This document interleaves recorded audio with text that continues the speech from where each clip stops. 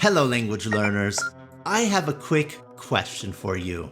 You are learning English or you would not be here. So, what is your goal? Do you want to speak like a native English speaker from the US or the UK? This channel can help you with that, but I want to be clear about something. Depending on your situation, you may not want to copy the native English speakers. If you speak English in your business, you may have noticed that the most difficult people to understand are the native speakers. When we have an international team of second language English speakers, we are normally okay. When the American or Australian comes into the meeting, everyone has problems.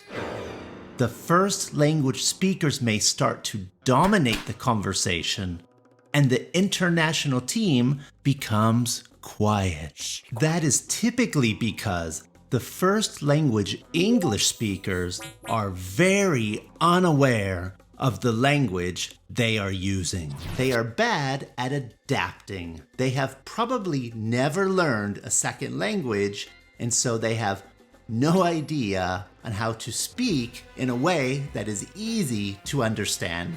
That's what this channel is for, to help you understand. But let's be clear.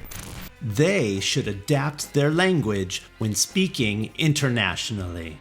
They should avoid phrasal verbs. They should not be using idioms without explaining them. If they reference something, they should check to see if the group understands. They should slow down. They should create short, clear sentences without a lot of fragments and extra filler.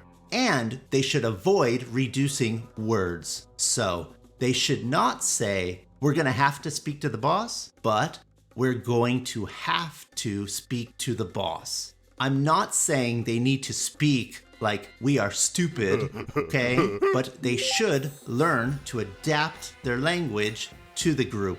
When I work with international companies on communication, I always request that the native speakers do training on how they can adapt.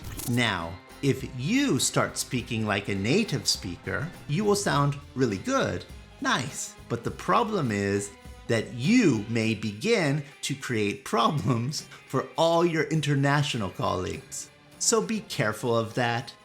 Use these new phrasal verbs when you are visiting London or New York. But if you are in Rome working with Italians, or you are in Shanghai working with Chinese colleagues, don't use them.